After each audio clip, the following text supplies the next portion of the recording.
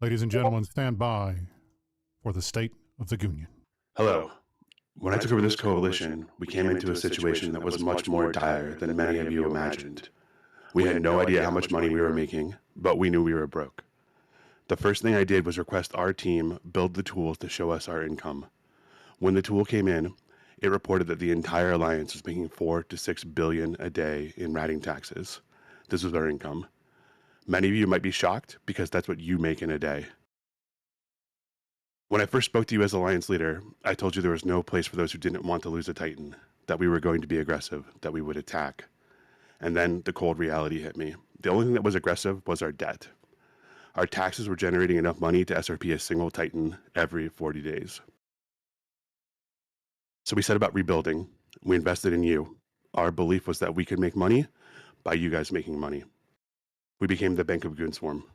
Our team rebuilt us from the ground up, and we strove every day to put us in a place where my vision could be realized. We stared across the gulf at an enemy who had vastly more wealth than us, enough wealth to make Solomon blush. When the entire game attacked us, we came together and we defeated them, but at great cost. And we waited for them to attack again. They were so far ahead, so why wouldn't they? We thought perhaps they didn't know this information, but then we had a high-level defector. He posted our logs. They had known all along that we were making 5 billion ISK a day from ratting taxes. They posted it to Reddit. They crowed. Their rental empires hummed. They controlled the safest and largest space in the game. They had every advantage an alliance could have. Except one. There's a coward at the top of Pandemic Horde. We know that their leader had his confidence shattered after World War B. We know he has told his people that their plan is to wait for us to attack their space that they can defend. They have squandered the last 5 years. In that time, they attacked a new coalition we deployed to defend them. They particularly focused on Brave newbies because they wanted to break them off and have them join up. Then, Brave decided to join us instead, the people who had defended them. The enemy was incensed. How could they not join the group who had attacked them? Goons then announced we would attack Horde and Catch. Our war machine was not ready, but we were at least closer. I was tired of waiting. You were tired of waiting. Our team prepared to fight for every inch of ground. Instead, their leader sent out a message that they would take the space back after they left. They wouldn't fight. Once again, they ran away. Once again, the most powerful and wealthy alliance in the game fell back with nary a fight. Instead, they focused their entire might on attacking Brave newbies. Then we announced a move that shocked the game, that we would relocate closer to them. We again attacked them in Curse. And once again, they fell back. They sent propaganda pings about killing a Brave fort. I'm here today to announce we will attack them again. Are we on par with them? No. My team tells me that we should wait another year, that we will be close then. But our enemies have had every advantage over us for the last 5 years, and not once have they taken it. I have seen weakness spread throughout an alliance. I have seen invincibility squandered. Perhaps they were right. They can wait half a decade while they attack groups a tenth their size and call it glory. But we have waited as long as we can. We might be closer in a year, but we are ready now. I know that you have the desire for blood, the same one that I have. We play Eve to fight, and so we will attack Horde in the region of Innsmother, and we will drive them out. This is their last bastion of space outside the drone lands. They will either fight us or be trapped in the drones, and we will have jump bridges to their doorsteps. I cannot force them to do anything, but I can tell you that we will attack. We are going to be dropping a Keepstar as we speak. We will move tomorrow. We will move everything. Prepare your dreads, prepare your supers, prepare your titans. I made a promise to you that we will push them until they are against the wall, and we will fulfill that promise. I need every one of you with me. Every single one of you has been part of this rebirth as much as I have, and now we take the fight to them. Ladies and gentlemen, I am Brisc Rubal, your breaking news anchor here on the Imperium News Network. You just heard the State of the Goonion from Asher the Smasher Elias.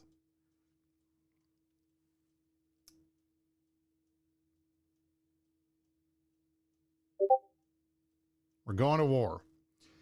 Right now, coming up next, we have the Meta Show. We're going to be doing that right now with myself, Dave Archer, and Keystone. Keep tuning in, and we're going to get going here on INN.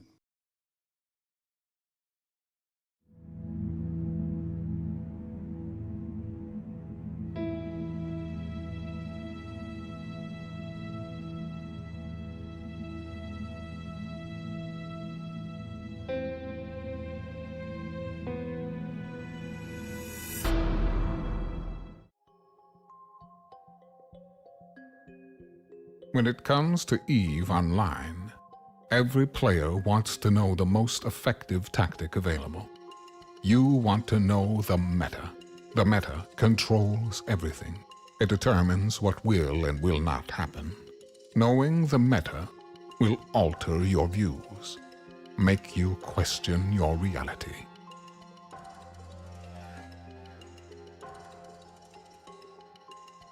It might even make you laugh. And now, you're part of it. You're watching The Meta Show.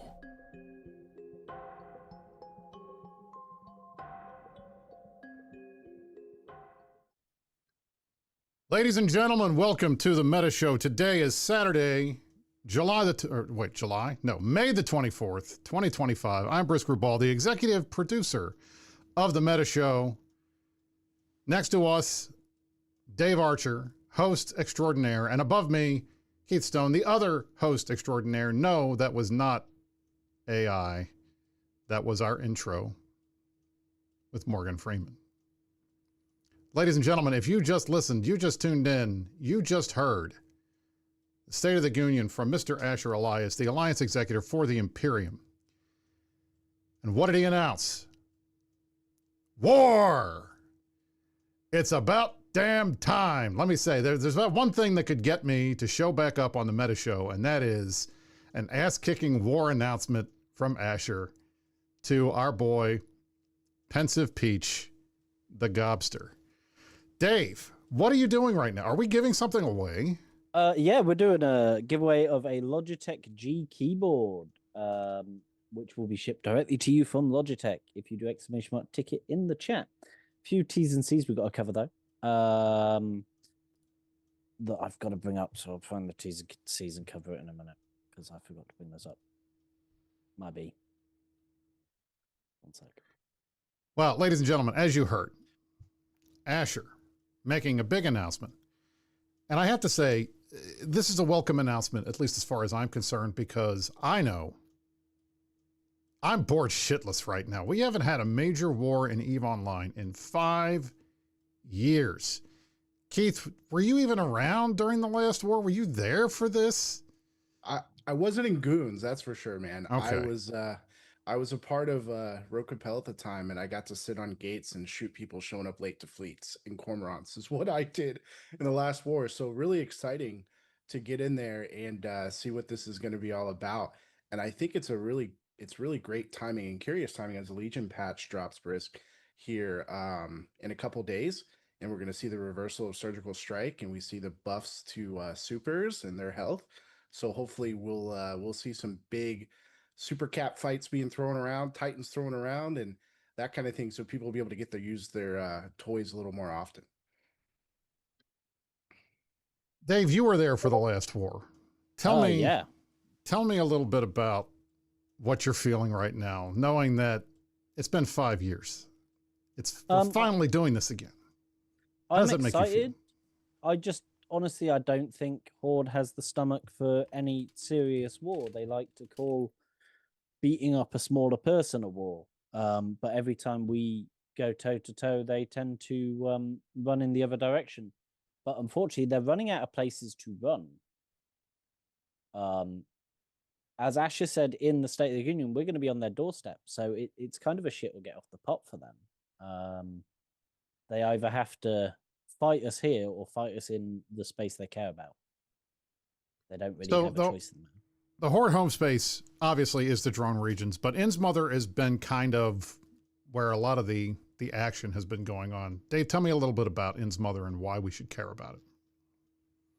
So basically, it's the Horde's only region that is not within drones. It is like their offshore venting and crabbing area, really. Or as they're probably about to call it, their buffer zone. So it's really the last region they have before we touch them in the no square where they don't want us. So unless they defend it, they're literally just going to have us attacking their ratters and whatnot on the daily, because we will have, as Asher said, jump bridges to their doorstep. It'd be the equivalent of somebody having a jump bridge essentially one jump away from Tenerifis right now, or when we lived in Delve, somebody getting a jump bridge to Sacked. It's quite dire for them. So I'm going to go ahead and pull this up on the screen and we can go through all the details. So here is .land, our lovely .land map of New Eden. And so the area we're talking about fighting in is right here. This is In's Mother. Going north, this is straight into the main section of Horde space. So getting to In's Mother, that puts us right on the doorstep. And it's going to be interesting to see how long it takes, what we're going to do. I know obviously Headliner and others in the chat are saying that that we're having problems already, that the Keepstar is already dead. So we're going to go ahead and invite Asher to come on in here and talk to us and give us a little heads up on what's going on. So let me get him in the channel. Let me go ahead and pull this up. Where is my...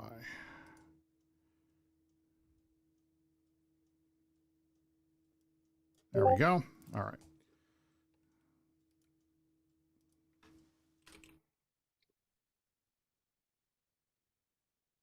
Okay, he is in the channel. I'm waiting for him to unmute or talk. He may be telling me what to say, but he has the option if he wants it. All right, you guys Hi, got me? Ash. Can you guys hear Asher? I hope. Yeah, I mean, that would be good, right? That would be good, right? There we go. Yeah. You're live.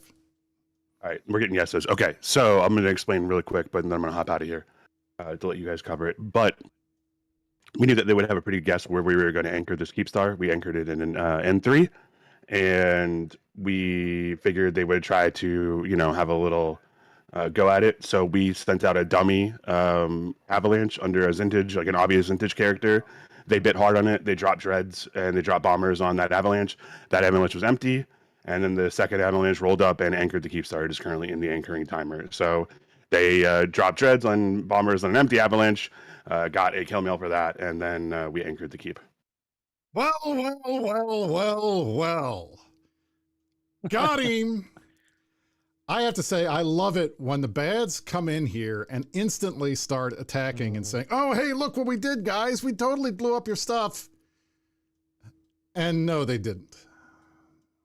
Even if they did, Beautiful. I mean, Yeah, it was probably a good job from everyone else. I'm going to hop out, but I wanted to let you guys know that one. Thank See you, later. Asher. We love hearing directly from you. That's always fun to hear like a story like that. That's Eve for you. That's Eve. This is the greatest thing I've heard in a long time. This makes me so happy. You can see the smile on my face. I knew you'd like that one, Brisc. Go ahead, see this is so good. This is so good because Asher knows I am the biggest, constant, always yelling and screaming all the time about misdirection. Okay, this is a fundamental aspect of what it is we do here on INN. We're about propaganda. Now, obviously, when Dave and Keith and the guys are talking about CCP related stuff, and we're talking about all the stuff that's happening in the game and the new expansion, which we'll get to because we have patch notes finally, and we can talk in a little bit more detail. When we talk about all these things, this is what we do. This is part of the fun. The part of the fun of Eve is the misdirection. And knowing that the bad guys know, or at least that they've got their spies, it's ridiculous to think that we're not going to figure this out. So I love the fact that not only did the bad guys assume that we were dumb enough that they wouldn't know where we were, that they dropped dreads on an avalanche that was empty. I guess, congrats, you got a Zintage kill mail. That's great. There it is. There it is.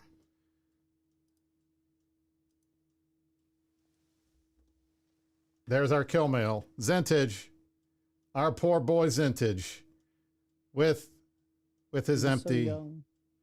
It was such a baby. It didn't even have, he didn't even put missiles on it. You didn't even put missiles on it. Like, that's the fun. This is the fun. Anyway, as you can see, a lot, 40 guys dropped dreads in Scalding Pass in N3 and didn't kill anything. So congratulations. You got jebaited. Welcome to EVE Online.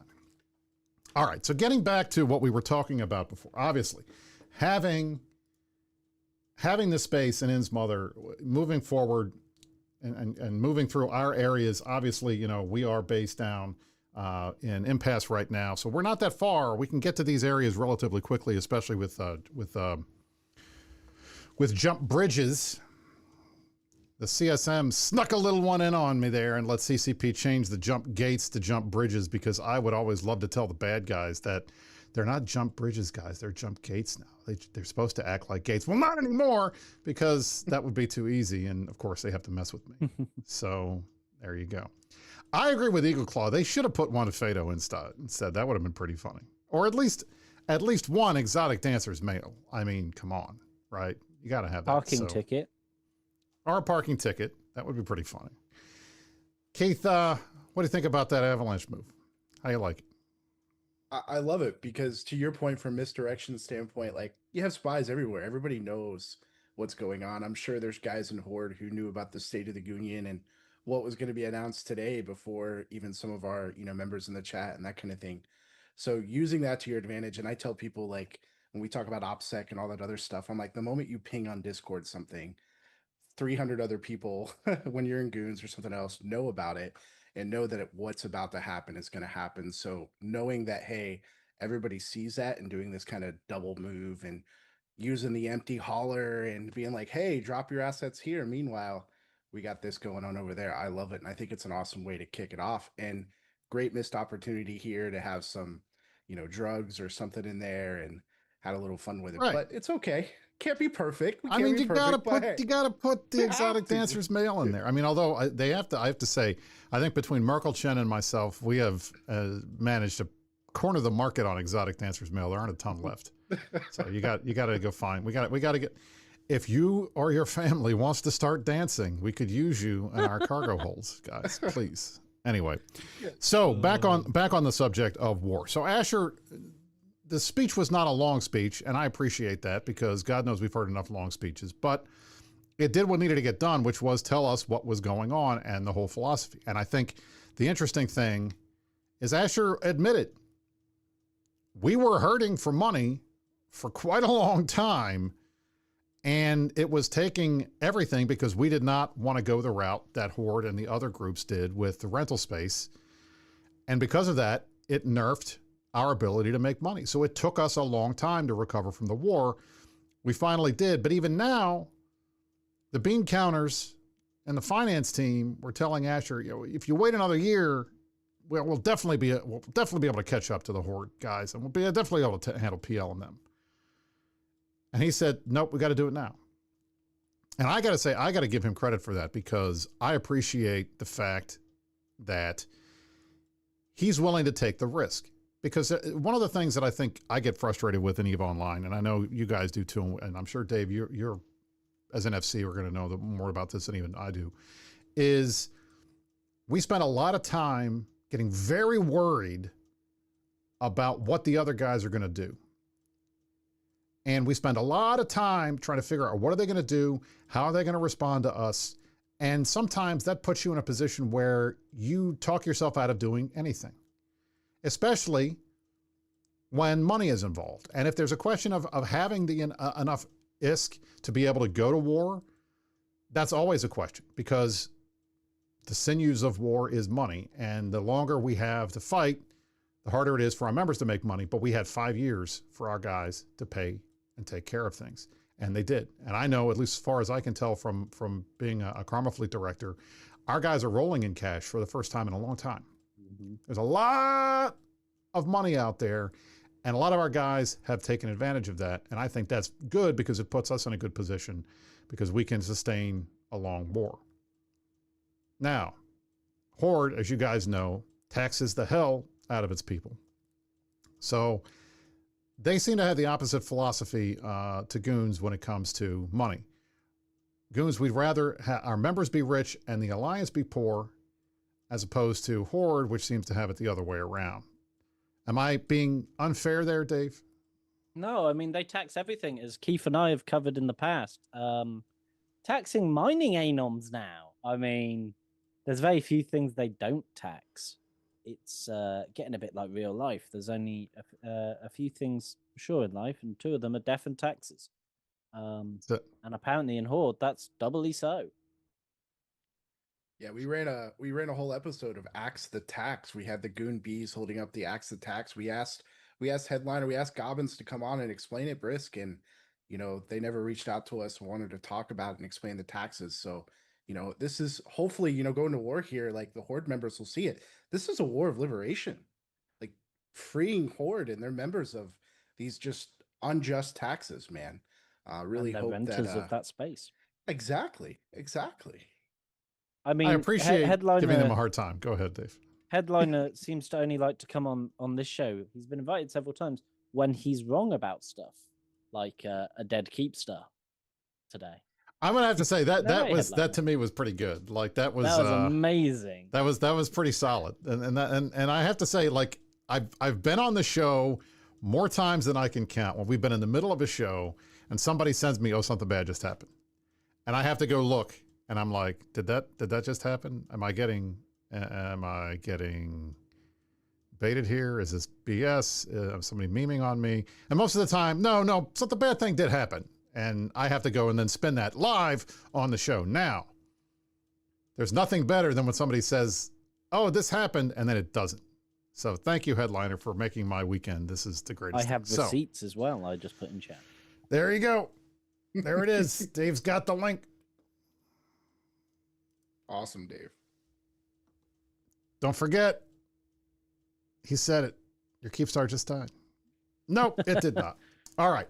So getting back to the whole war thing, and I want to highlight this because I think it's important. It takes two guys to have a war, right? And when I mean two guys, I mean Asher and Gobbins. Asher can come on and do a State of the Goonion and say, "We're going to war. Our Keeptar did not die. We're going to war. We want to fight you. Let's fight. Put up your dukes. We're going to fight." And we can say that all day long. The question is, what's the Gobberino going to do? What is our boy Gobbins, the pensive peach himself? What is Gobbins going to do? And that I don't know. That I really don't know, because to be honest, we have seen nothing out of these guys in months besides the small, goofy attacks on Brave. And I think Asher pointed this out in the State of the Union. I don't know why PanFam has a hard-on for Brave newbies. I've never understood why they have a hard-on for Brave newbies, because it seems like every time they get bored, every time there's nothing going on, the answer is, well, let's go fuck with Brave. I have an answer for you. It's because it's easy. Keith, I'd love to hear it. Is it because it's easy? Is that what it is? I don't think it's that easy. It is, though. Like brave newbies. It's in their name. They're a new alliance. They're not new alliance, but they have a lot of new talent and new people coming up in the game and learning the game. So it's easy to pick on them. I mean, when I was on the other side of the house years ago, like I would go to Brave Space because I knew it was easy kills. It was easy content to farm. So it seems like Horde just wants to pick on the little guys, because I mean, I run with Alterari and BFL, and the times we've been in Delve to fight Horde on a fair footing, they always walked away. "Oh, you guys formed too hard. You have too much. We can't fight."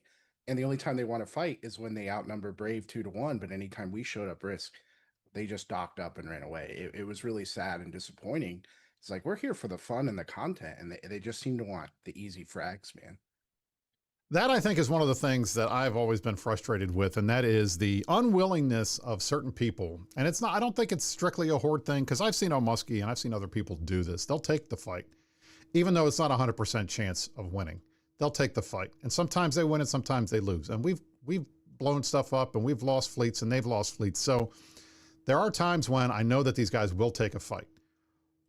But damn, if I had $1 for every time these guys would form and then stand down because they didn't get the numbers or it didn't look good or we're not sure, I mean, I could fund my next political campaign. It's just insane. Like, and I get frustrated with that too, because I've been on the other end of that quite a bit, where we form, they counterform, we go do something, and then we get the message, oh, they left, or oh, they're not coming, and we got to go stand down again. And it's boring. And then you get good form up guys, which is, I mean, and I always laugh because as soon as you hear the phrase good form up guys, like Froggy said, that is cowardice on the part of your FC. It's almost always followed by but.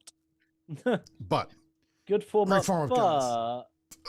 Yeah, legendary. Great form up, but they had just a few more than us. On the note of Horde running away when being attacked, I do have a quote from RDMR from when the Keep Star was placed in Geminate. Saying, towards the hostile leadership, we're always down to give you a fair and square battleship, Sir Stredball, but the moment you are threatening our space, you have to deal with a different kind of Horde, the one that wins. When anybody finds this Horde, we're going to put up some missing posters. Let me know, because I want to meet this Horde. I've never seen it. And it's funny to me that both sides seem to have this philosophy of, oh, the other guys always stand down. But I mean, I've been here for quite a long time, and I have to say, I have seen more examples of Asher or one of our FCs, Dave included, saying, guys, we're going to lose, but you want to take the fight? And we're all like, yeah, let's go. You know, blood for the blood god. And everybody is happy, and they go home. We all die. They're happy because they get the win, and we are happy because we got to fight. So why not? So I'm hoping that Gobbins will actually do what we don't expect him to do, which is fight back. And that'll be, I mean, for me, throwing a war and nobody shows up is the worst possible thing. And even it's boring. It's boring. It makes people want to quit. And that is, you know, we talk about that sometimes, as you know, the Helldunker Blue Balls philosophy that used to be what EVE Online was all about 10, 15 years ago, but it hasn't been in a while. And I think, frankly, listening to Horde, seeing their pings, listening to my friends in that group, I think they're ready for a fight. I'm hoping that they're ready for a fight. And I hope that their members will push upstairs on their leadership and basically say, guys, Goons are coming. Imperium's coming. Let's go fight. Let's go fight them.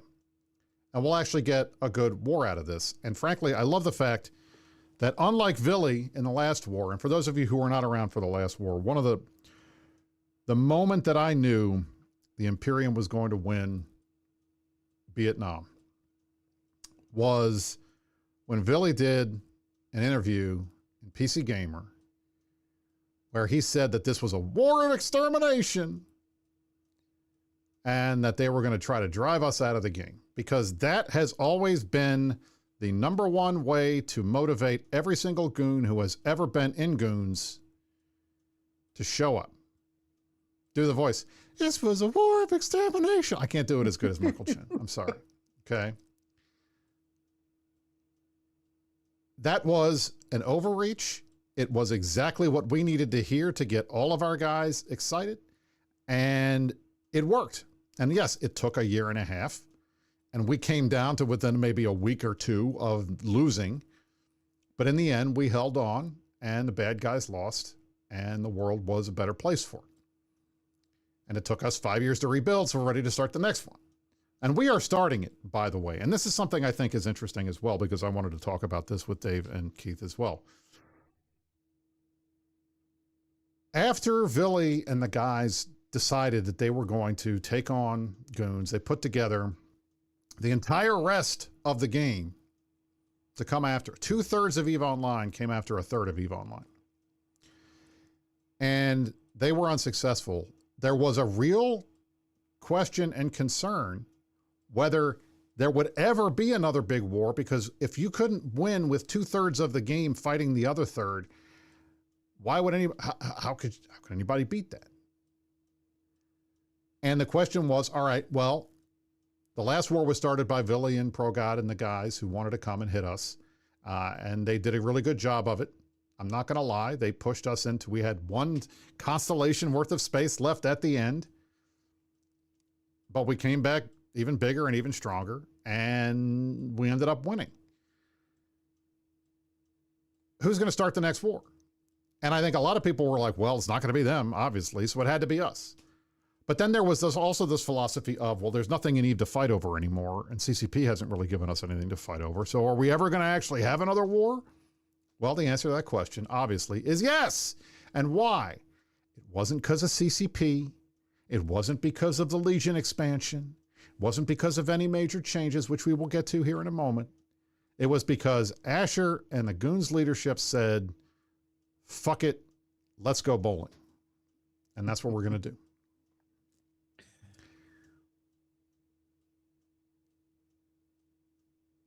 Are you guys ready to talk about the expansion? You want to keep talking about this? 1 second, I have something for you. I'm Uh-oh. going to send you on Discord. Okay. I was gonna ask right. you while Dave's doing that, Brisc, because what stops? I guess my thought is does Horde call friends? Do we see the battle lines get drawn with other alliances drawn into this, and call that bat phone, or is this just going to be a Goons v Horde kind of war? Because that's kind of my initial thought. Does Init show up? Does Frat show up? Those old Winterco Pappy versus the Imperium kind of thing happen again here? Well, we've already got some propaganda, so I'm starting to show this off. That's a good question. Dave, go ahead. You were going to say something. I cut you. Currently, Frat and Init are otherwise occupied in the north, fighting each other, so I doubt. But we will probably see Pandemic Legion and NC follow their new masters into They don't count. war. Well, I mean, you never know. Vince may get off his ass, so may Headliner, but Headliner only cares about non-dead keep stars. So. That's true. That's true. Here we have even more propaganda. Froggy Storm just sent me this one. The Horde that wins, missing. Then there's another one. Here we go. Missing person, the Horde that wins. Please contract the Horde Public Affairs Desk at MJ5. So, to me, and I love the memes. The memes make me laugh, and this is kind of, what we live for. My big concern now is, okay, what's going to happen next? So we drop this keep in Innsmother. What's going to happen next, Dave? What do you think is the next step? Without giving, obviously, any future plans or things that you know is going to happen. The next step is kill everything, pretty much. Set fire, burn. Blasted. So what does Innsmother look like in terms of Horde's infrastructure there? How built up is it? I haven't personally gone and had a look, but I think it's one of the furthest south built up regions that they have. So if you bring up the map of it, actually, let me bring it up for myself.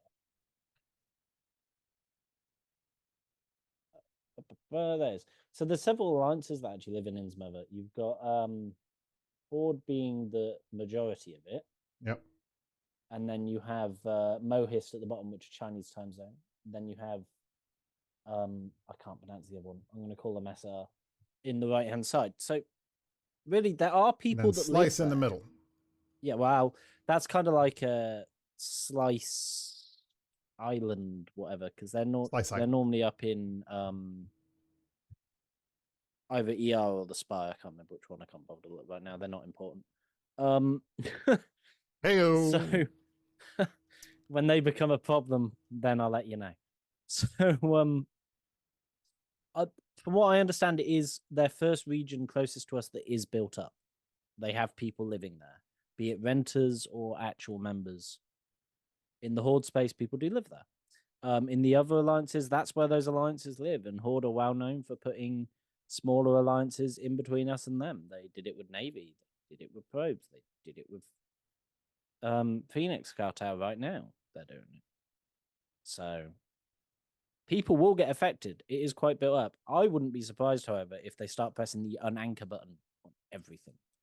Well, and I mean, that's the thing. If they do that, stuff's going to die. So I think more likely than not, I would say they're probably just going to walk away if they don't fight. If they do fight, then maybe we'll get some good fights out of this. And, you know, people are saying, well, why don't you drop the keep in Keepstar range of Horde space? I think that's pretty obvious, but, you know, hey, you want to make them move a little bit, okay? That's it. Where's the Matani? He retired years ago, 3 years ago. That's it. I'm still here, unfortunately. Now, well, fortunately for you people, because you get to watch a meta show. I keep him in the closet, you know, for emergency.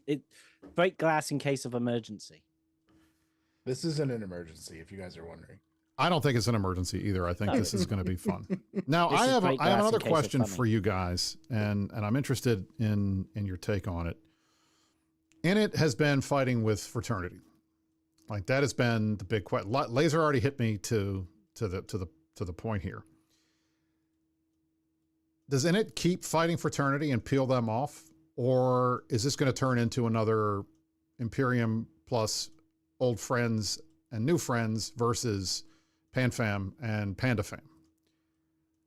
I'm interested in wondering what you guys think. Do you think Init's going to keep fighting Fraternity in their space and stay out of this fight, or do you think, you know, we're going to get a giant quest from the guys to get Fraternity back in their side? Knowing Shines, he won't want to blow up again unless he must. And I think for Shines, the must will be, you know, Fountains getting its ass kicked. But Goblins and Norris, they're just cowards. So they're more likely to buddy up to be able to fight the war on two fronts together. Rather than one-on-one. Here's kind of my take on this, though, from a frat standpoint. I asked this question. I was in Mumble earlier talking with some of the BFL guys, and I was like, who threatens frat, though? Like, I know Init's primarily mostly EU time zone, correct me if I'm wrong, and the time zone thing, is Init really a genuine threat to frat to stop frat from just saying, hey, we're going to go help forward? Our space really isn't in any danger. Like, I don't know the answer to that. Like, you know, as far I'm not as in tune with what's going on with Init, but the way I see it from the outside, like, what stops frat from coming over and saying, hey, you know, I got you, Gobbins. We'll help you out here because we're really not in any risk. But I mean, I can answer some of that, at least being an old Init hand. I'll be honest, like, Init and Fraternity, I would say, regardless of the numbers, because the numbers are bullshit. Like, frankly, you know, the Fraternity has a ton of guys that don't actually fight. There's a ton of guys in there that are just grabbers. Yeah. And Init is a big 300-pound gorilla. And if Init wants to go head-to-head against Fraternity, I put my money on Init any day of the week. You know, those guys they were always the shock troops of the Imperium. They were always the best PvPers. They are always the best strategy guys. And if they want to go up and fuck with Fraternity, they're going to do that, and there's not much Fraternity can do about it. Now, they're not going to take the space. Why would they? What's the point? You know, this is EVE Online in 2025. You know, there's no real benefit to taking away anybody's SOV. You know, you've got yours, they've got theirs. You want to go mess with them and interdict them, but it's not like Init needs to go up and take frickin' Geminator, some nonsense. And the time zone tanking is definitely the thing. But at the same time, Fraternity would have the same problem, you know, and frankly, as far as I can recall, from my time in the initiative, there was never an issue where, if, hey, you wanted to go bash a structure, guys will go bash a structure. If you want an alarm clock for something, there's enough people, there are enough folks that are willing to do it. I mean, if anything, Init was one of the first and one of the major 24/7 time zone alliances. Yes, they were mainly EU, but they had stuff in every group.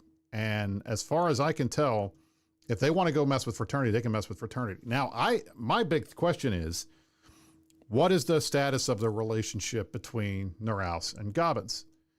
Is Gobbins going to ask him for help? Would Norau say yes if he did? I don't know.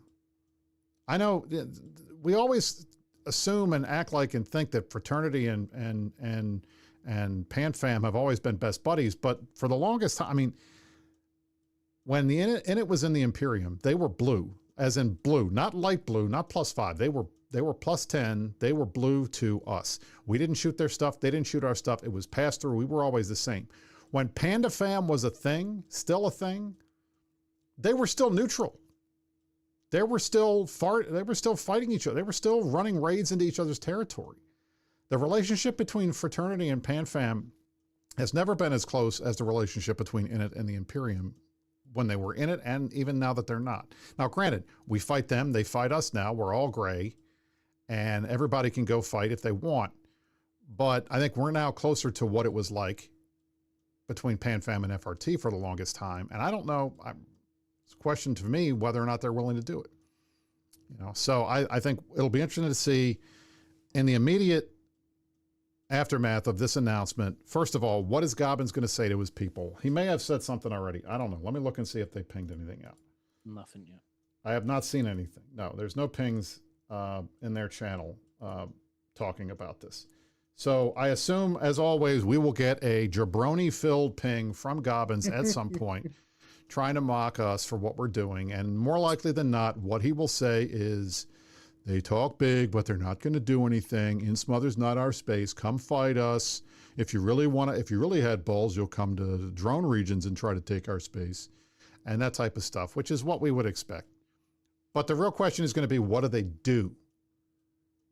Are they going to pack up everything in InSmother? Are they going to let us glass the region and not fight back? And if they do, how long is the Horde line member going to put up with nothing happening?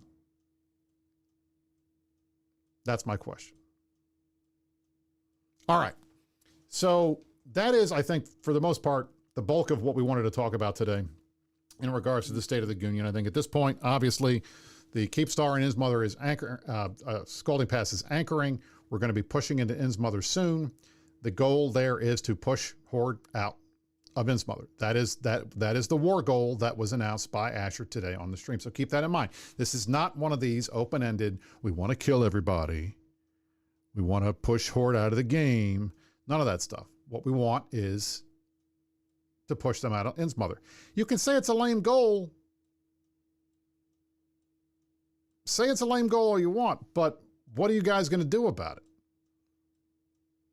Yeah, and just because that's the goal now doesn't mean that it's not going to change when that is accomplished. Right, Dave? Yeah, I'm seeing a lot of Horde, goons won't fight. They're just doing this for the propaganda. I'd love to see those Horde members that I just read those messages from put their money where their mouth is and maybe say it to our face, because I know you're watching, rather than bitching your little channel. Because normally it's your side that don't fight, that run away from the fight. How many times have we retreated to our home space when you guys have put up a fight when you've advanced, compared to how many times have you ran across the galaxy back to Little Drone Lands just to sit safe where you can jump to every system and sit there with no balls? Ferguson, you are free to tell it to either my or Dave's hairlines if you want. Listen, Mine too. Yeah, exactly. As far as I am concerned, and I'm going to channel my inner Big Red Boat, our illustrious predecessor here on the Meta Show, and give a World War II reference. Okay, taking InSmother, glassing it, depriving it of the enemy is, as far as I can tell, this is simply akin to the island hopping campaign in the Pacific during World War II. We didn't just go straight for Tokyo. We took all the islands on the way back and moved slowly forward towards their home territory. And I would expect that this is the type of thing you take InSmother first, and then you keep moving north. It's not like there isn't space to go. I think it'll be fun. All right, there you go. Horde retreats like INN host hairlines, news at 11. That's good. Not to laugh to it. Yeah, I dig it. I dig it. Although I will say, and I have been accused of going bald many, many times, but listen, this hair, this is the same hairline I had since I was 18. Trust me, I have photos. I blame Life Shifter for the hairline issues. I think he's probably got the worst, having no hair in the first That's place. it. And frankly, the fact that we still have hair, that puts us way better for most of us Eve players. To be fair, if I had no hair at this age, I would be concerned compared to the there you go. silver fox to my left here. Thank you. All right. Yeah, it's not. Now, moving on, we got, as amazing as it sounds, patch notes for Legion. For those of you who have been paying attention, have been watching the Meta Show, Dave and Keith and the very many guests that they've had on have been arguing and debating and talking and chatting and guessing and prognosticating about what is going to be in Legion for months now, at least since FanFest. And we finally have the actual patch notes for the expansion. So I thought we could just run through some of this stuff because there are a couple things in here that I really want to talk about.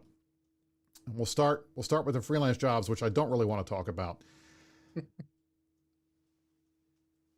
I'm not trying to be a dick, okay?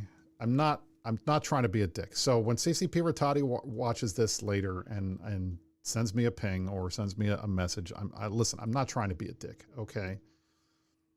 But this is kind of boring in terms of an expansion. Like, yes, I understand the desire to make the corporation stuff more useful, which I think is fine. I mean, I wish, I'm a director in one of the largest corporations in the game. We've really not used the corporation missions that much. We haven't done the freelance job thing because it's a lot of work to put together, and we did for a little bit, but just the amount of work to put together, our guys just do the work anyway, right? So we've never really had to do these, and our SRP, we've already got third-party tools to handle all of this stuff. I mean, maybe this is better for smaller groups, and I understand the desire to put something like this in the game because the big guys already are doing this. But the freelance jobs, basically, as far as I can tell, all it's going to do is let somebody else grind your low-sec faction points, your LP for you. Am I wrong? I mean, I know I'm an asshole, but am I wrong? I was hoping you could set up like a bounty system with the kill capsuleer thing, but that's not even something that's in it. It's just damage capsuleers, and that's just boring. Well, if and that's that I think people to kill a particular group of people, it'd be amazing. That I think is interesting because one of the things we hear quite a bit, or at least I heard quite a bit while I was still on the CSM, and granted, it's been 2 years now, so I can't keep saying I heard this on the CSM because it's a little out of date now, but the bounty system has been turned off for years. I mean, it's been, I want to say 2019 was when they shut it off. So six years now. And I don't think we lost anything because I thought the bounty system was kind of stupid. Although I was very close to being, I think, in the top 10 of highest bounties, but I never saw any of that money. So all right. So Real says it was after 2020 when you joined. So I think it was right around then. I think they shut it off during the war because it was causing server problems in big fleet fights. But the reality is, yeah, exactly. GB's right. The bounty system's been off for a while. People have asked for it because, and I know there have been attempts to try to figure out a way to do a third-party tool to let you go and say, hey, I want you to go kill this guy and I'll pay you. This, I think, that would have been a good feature to add for these freelance jobs where you can specify, kill this group. Like Goons, like in this war, we could put a Karma Fleet, we could put a corp contract up, kill Horde. Yeah. And you could do it in these ships, in this region, and you can also set it to, for the Corp one, you can set it to multiple alliances as well. So you could set all the PAM-FAM alliances, all their regions, and what specific ships you want to kill as well. So if you want to kill their raz, you can set, Ishtars, which would have been great for that, but they haven't included it. What stops it from, and I think this is the challenge with this, is like, what stops it from getting abused? Like, And that was the challenge with the bounty system, right? You could go clear your own bounties with alts and that kind of thing.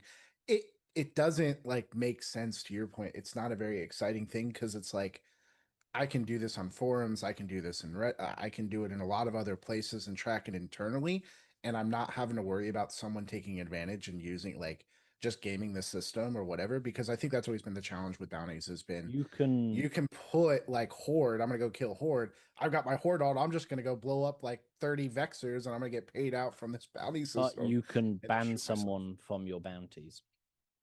True. That is And something not you only can do. that, I would assume that it would be very easy for them to code. You can't be in the same alliance as the corp that you're supposed to be killing, and that kind of a thing. So you can't just sit there and pod yourself over and over again and get paid for it. But I mean, and again, yeah, exactly. As Joel said, I mean, it really is a way to find a spy who's who's AWOXing our guys to get the bounties, you know? And I mean, I could, that to me makes sense. But I think at the end of the day, freelance jobs was the big thing in Legion. At least it was the thing that they led with. And I just, okay, I'm sure it's great for somebody, but it's not for me. There's just nothing exciting. Like, Right. I'm excited. The only thing I'm excited about is my Titans and Supers getting tankier. Well, and that we're going to get to that. So, all right, let me run through some of this other stuff real quick, and then I have a joke to make, and then we'll talk about the Titan stuff. So, Corp Palette, great. Been a long time coming. We've been complaining about corporations being boring for a while. You got the same symbols that you've had since 2003. Nothing really changed there. We have all these other things now that allow for us to do all kinds of in-game customization. So they're finally doing that for Corp stuff. Great, perfect. I like that. I'm not going to complain about that.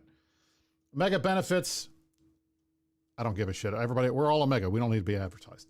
The map, New Eden map. I think this is going to be great. I think this is one of the things that I've wanted them to do. Granted, I mean, this beta map has been in beta for 15 years or something. And I still know a lot of people use the old map.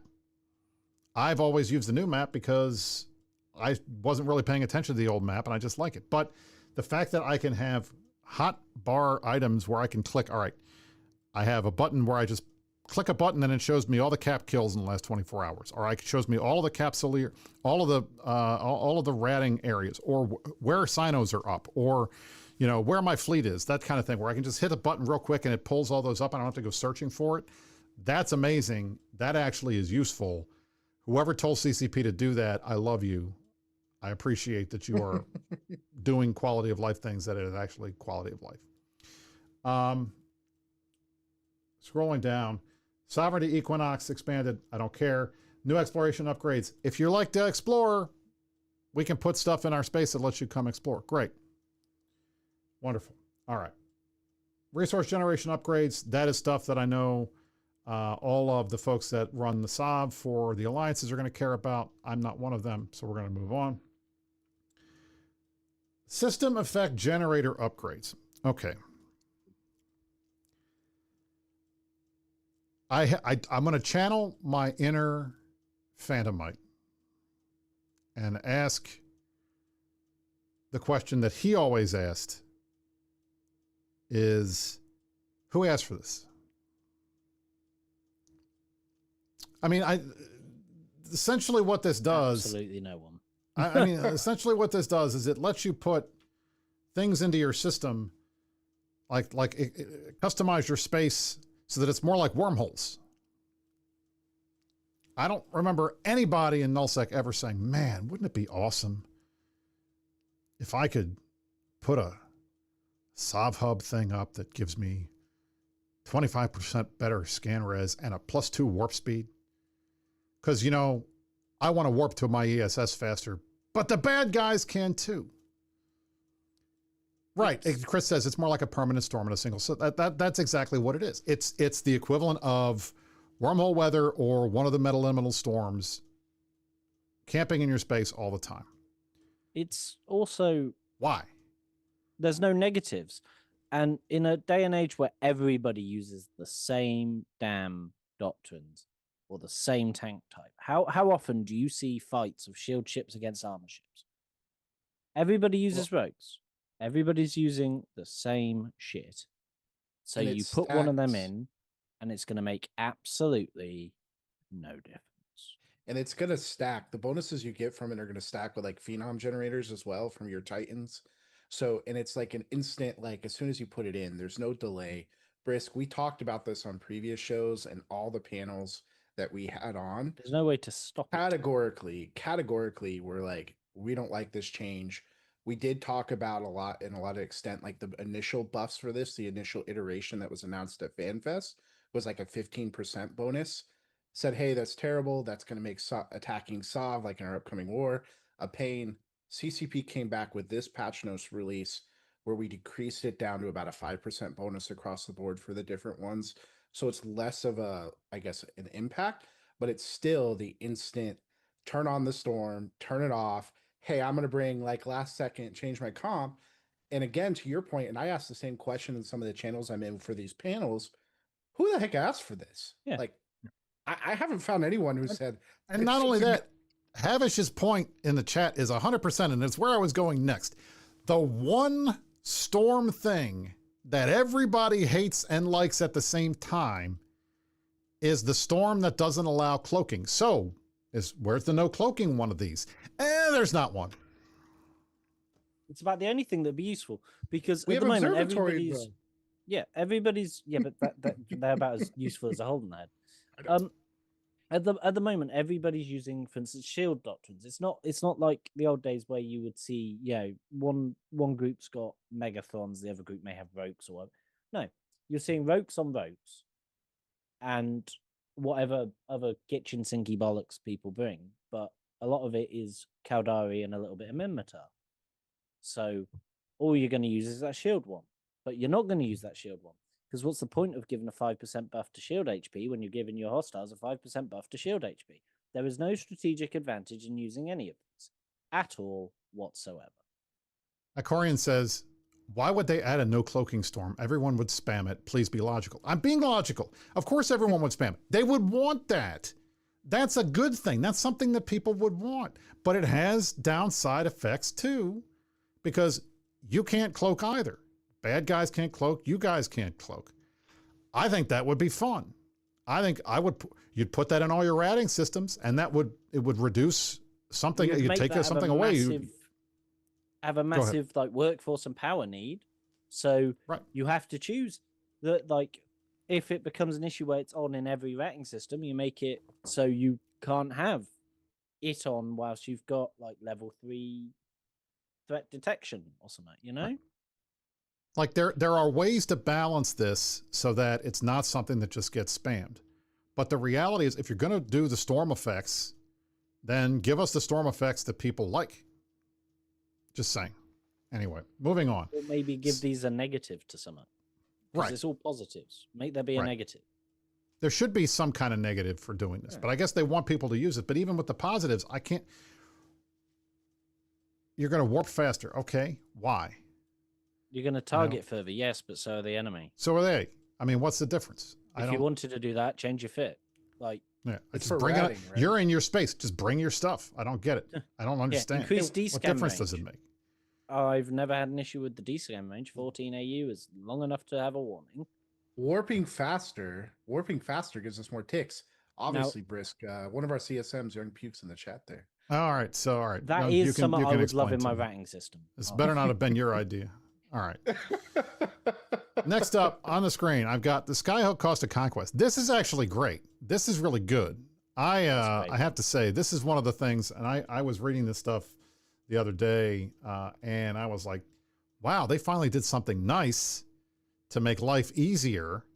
It's something that should have been done years ago. Yeah, like this, I never understood what was fun, what content was like. Having to go through and kill every customs office to put up new customs office, that was not fun. Like, and I mean, yes, granted, my corporation loves to bash structures. Oh, it's fun, but it's not fun. But it gets tedious after a while. And the ability now, like, to be able to take over all the skyhooks automatically, that's fucking great. Bashing Pocos is fun for maybe the first few days, and then you just get fed up. Correct.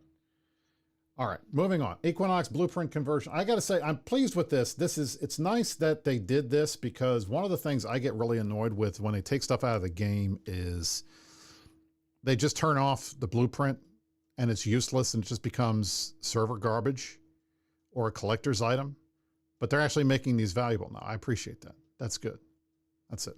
They even Anyway. did the TCU one to a skyhook, so it's actually useful rather than just going, oh, well, we don't have, something to change the TCU into. That's just fuck That's it. They didn't just leave it as a defunct thing. They're turning it into skyhook. That's great. Now, on to things that I'm very pleased with, even more pleased with than the skyhook thing.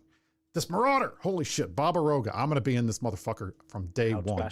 Okay. Goodbye, large pauses. I will be in this thing, and it will be bling fit beyond belief, and I'm going to love it. I cannot wait to get in this ship. It's going to be a lot of fun. It's going to do more DPS than Dread, probably. I mean, fully spooled, Brisc. It's just looking at this. Just look at it. Look at it. Look at it. Look at it. It's going to be like... It's going to cost as much of a Dread when you first... I don't care. It's going to be the dream of anyone trying to glass a region, though, isn't it? Especially all those people that train loads of the shacks for when we're glassing regions to go around by themselves, glassing regions.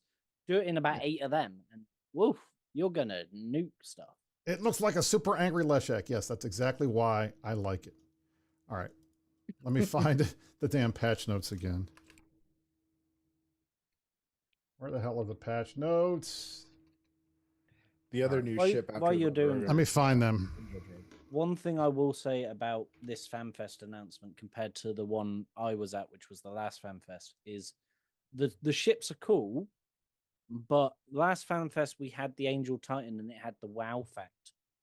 This one, yes, the Dread, for instance, has different uses because it can MJD and move while in Siege, but at the same time, it's not that wow, because what you use a Dread for, you wouldn't use that for. You wouldn't use a faction Dread.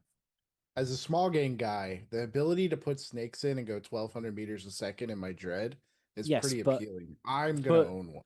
For the large majority of people that are going to be reading this, especially watching this show, there's no like the Angel Titan. Oh my God, I've got a new Titan. I can get that, be the biggest dick in the Titan fight and be cool.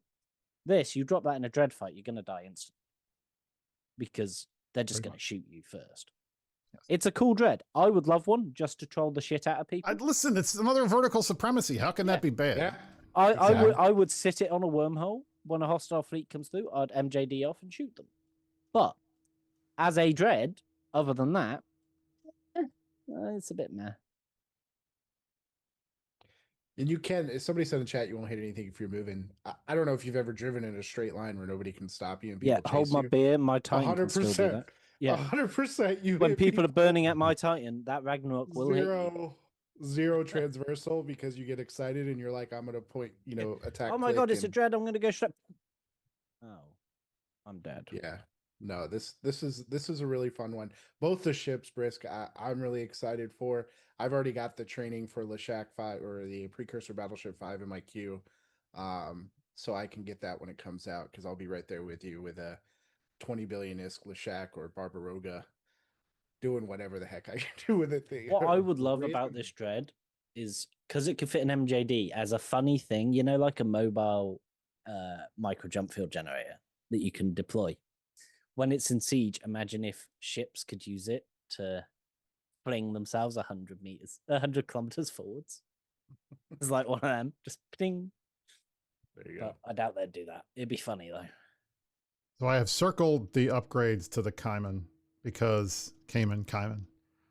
One of my buddies has one of these, and he was like, "Brisc, you want to buy it?" I'm like, "No."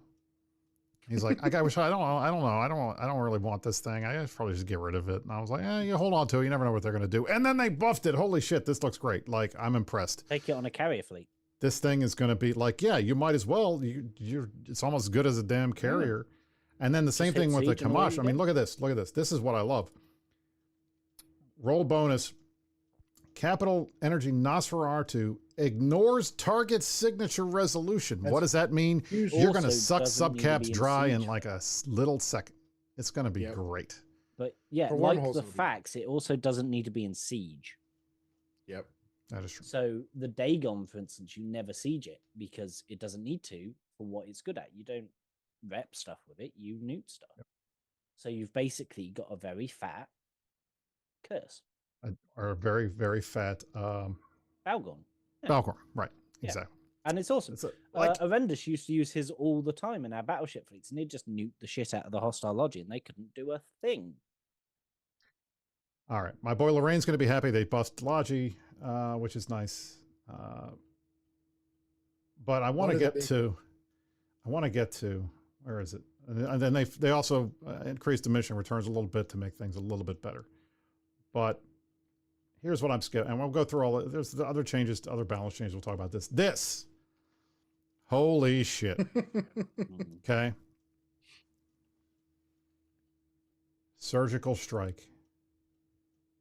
My one qualm about the changes to the capitals that are just below there, the surgical strike is amazing. Everything's going to get more tank. My PNI is going to be nuts with its active rep and that. It's just going to be crazy. And I think that's a good change. But when you go down to the next load of notes you've got on there, changing the, like, increasing the damage to Doomsday even more on top of what they've already increased it, and then adding another skill to increase it even more, I don't think is needed. Well, we're going to get there. Let me talk about surgical strike, and then I'm going to tell you my complaint about that. Surgical strike. Okay. This happened while I was on the CSM. This was the small ganger's wet dream. We're going to make everything easier to kill. Everything is going to die faster. We're going to nerf resistances across the board. And the small gangers wet themselves with glee. Ships died left and right. Everybody, it forced changes, major changes in doctrines for Titans and Supers. And over time, everybody bitched about it. This sucks. This is, we can't defend things. You can't save things. With the fax nerfs and everything else combined, this is just not good. And other than the small gangers, everybody else hated surgical strike. And what I think is funny, this is a straight up standard EVE Online tradition, which is if you wait long enough, everything will go back to being the way that it was before. This is straight up, this is the EVE equivalent of an Ouroboros, the snake eating its tail. There's no ending, there's no beginning. Everything old is new again. We're back to status quo 2018 before surgical strike. I love that they did this. So everything gets tankier, which is something that we asked for right before the war starts, which is great. Maybe that means we're going to see a big, fat Keepstar fight as, we like to see back in the day. Don't know if Horde's got the FCs that can do that nowadays. Well, that's a good question. I mean, do we? If Asher doesn't do it, I don't know how many strategic cap guys do we have left? I mean, are we going to find Mr. there may be Beanrest's one guy for rent for the price of a clone bay. There you go.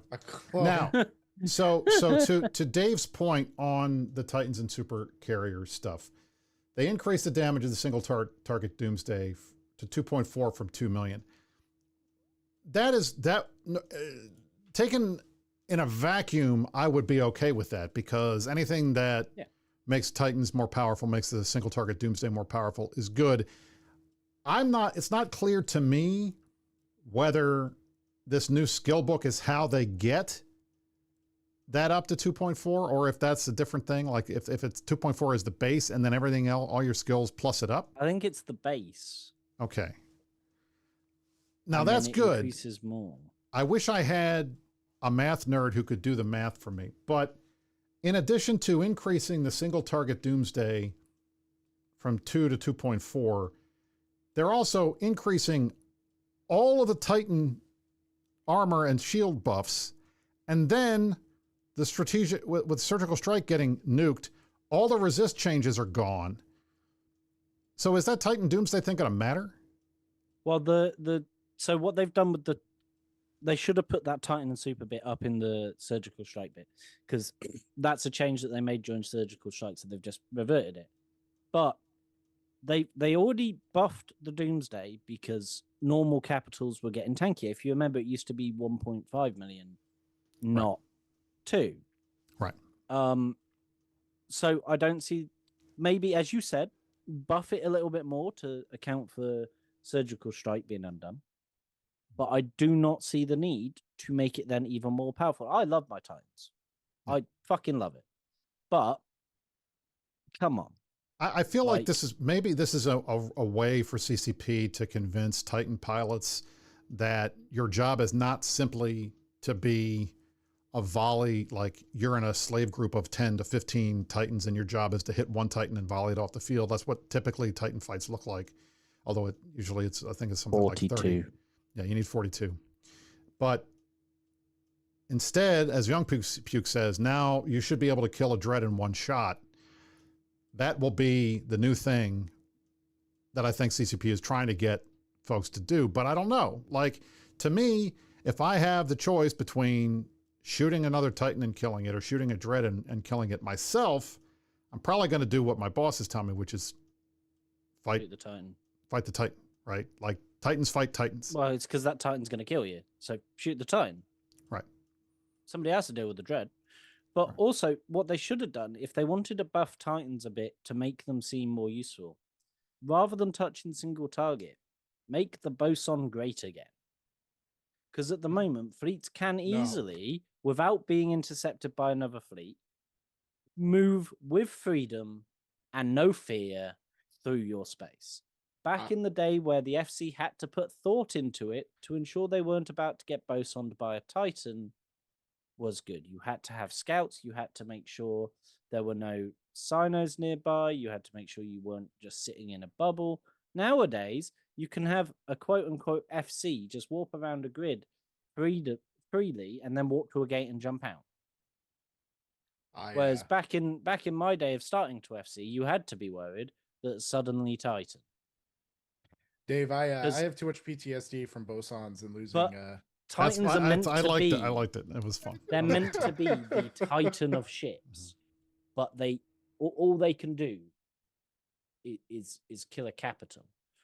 Like, bosons are not the be all and end all. They can be avoided, as can the Lance, actually quite easily if the FC is on the ball. But for those, bad FCs that just ping around perches in tornadoes and want to walk to a gate. It's a learning curve. Get good. But at the moment, unless you're in a battle cruiser or bigger, you ain't gonna do shit. So, all right, that wraps up. There's some changes to some of the models. The Oman Navy and others are going to get a new model, which is great. I think some of the folks in the chat are disagreeing with the belief that you'll be able to doomsday a Titan or a Dread off the grid with one doomsday. I don't know. We'll see. If 2.4 is the base, get it up to 3 million, get it up to the plus over 3. I think you will. So, or you would just one volley them with your guns. Like, right. Currently, I would, if I was shooting your Dread, I would have knocked your. You're gonna hit them all, right? Like, I wouldn't just be going, oh, I'm just gonna press this button and sit here. No, I'm gonna use the guns. Yeah. 4.5 million EHP. That should be enough to. Yeah, all right. So Dictator says the emergency damage control becomes a thing again. Yeah, that sounds is like the way you save yourself from a doomsday. That I've sounds seen like Dreads do it. You hit that button at the right time, and you're good until you make it for 5 minutes or until that Titan decides to shoot you with its guns because he's pissed off at you. There you go. Or he gets his buddy. Gentlemen, we have managed to go about an hour for the show today, which is the standard meta show length. We had the war announcement from Asher in the beginning for the State of the Goonion. Dave, do you want to go ahead and give away this Logitech keyboard now that we got to do it? Yep. And then afterwards, I'm probably going to steal the viewers to keep them entertained. That's fine. So Logitech keyboard, I do have some T's and C's as usual, folks, that I have to read out for you chaps. So let me get on with that. So, guys, first of all, ! Ticket in chat to win a Logitech keyboard posted directly to you from our sponsors at Logitech. So, the T's and C's, I have to say this before everyone. So, bear with me. That's terms and conditions for those of you who live in high sec. And you have to read these. I'm sorry, guys. There's no just press accept to shut me up. Okay. Winner will receive a tracking number when the product has been shipped. Cannot deliver to PO boxes. It can be shipped everywhere other than Brazil, Nigeria, and Poland. So for those folks, For international Forgot deliveries about outside Poland. the US and Canada, shipping may take up to 10 weeks. It really doesn't. I've had stuff shipped from this. It takes about 2. Phone numbers are required for shipments. We cannot resend the product if there are failed delivery attempts and the product is returned to Logitech. Failed deliveries can occur because of incorrect shipping information, no access to the address, yada yada, the usual BS, or a lazy delivery driver. They didn't say it, I did. It I'm happens. annoyed at Amazon lately. Cannot resend it if the product is stolen after delivery. If you have specific instructions for delivery, please let us know. So if you win, you will be contacted through a Twitch whisper. A little chat will pop up at the bottom from me, from my Twitch account. And I will need some details. Don't worry. The only people that see it are me and LifeShifter, because LifeShifter is the one that submits the ticket. So don't worry about that. We're not And going to everybody- sign you up to any porn spam lists, we promise. But vintage exotic dancers, maybe. That's possible. Yep. Okay, so exclamation All right. mark ticket. I'll give you a few moments. We've got 590 people entered. Only You have there's to be in 1,100 the people chat for a watching the minute. chat. There were 2,500 before when we started. Guys are getting a chance to win a Logitech keyboard. Now, I wish I could get in on this because I'll always take another keyboard, but You can. Yeah. I'm not allowed. We can win. We can? Well, Iron shit. and staff can take part. Yeah, Holy I shit. was told I- before we- I was I the thought we first weren't person allowed. to enter. It's like, let me sign up twice. 2 Fucking entries. A. 2 entries. I'll do it then. I'm good to go. I already have one.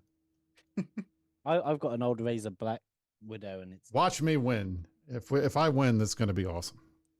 Brisc will Alright, give it we're away. at again. 607. Probably. So why was 6 afraid of 7? 'Cause Because they 7, 8, died. 9. 7, Alrighty. 8, 9. Yeah. That's enough of my bad. That was a very bad joke, Puns. but I appreciate it. Alrighty, I'm going to close the giveaway in 3, 2, 1. We have 604. Oh, somebody got in. Right. Wilhelm under- Arcturus at the very last second. Okay, and we're going to draw the giveaway. DNK BW, are you in the chat? Hello. DNKBW. Dunk Bawa. Congratulations. Good job. Got me in the Congratulations. You are the big winner here on the Meta Show today. You have won Woohoo. yourself a Logitech G keyboard, courtesy of our sponsor, Logitech. Okie I do not dokie. understand I'm gonna why DM GZ is not allowed in the chat, but I don't know. It says that's a sex-based term. Is it? Am I not up on the? I have never heard of that before. This is the first time for me too. So. Neither I don't know. Maybe I'm not up on all the slang. In any event. Anyway, that is All right, that ladies then. and gentlemen, I would like to thank you all for joining us today. Has been the State of the Goonion and a very special Meta Show. I am Brisc Rubal, executive producer of the Meta Show, alongside Dave Archer and Keith Stone, the two hosts of the Meta Show. We hope you enjoyed our commentary on the war announcement, as well as our run through of the Legion expansion, which should be going live, I believe, next week. Is that right? 27. The 27th, yes. So 3 days. sooner, 3 days from now. Thank you all for joining us. As always, here on INN, we will be here for all the breaking news, all the news that's fit to print, and everything else besides.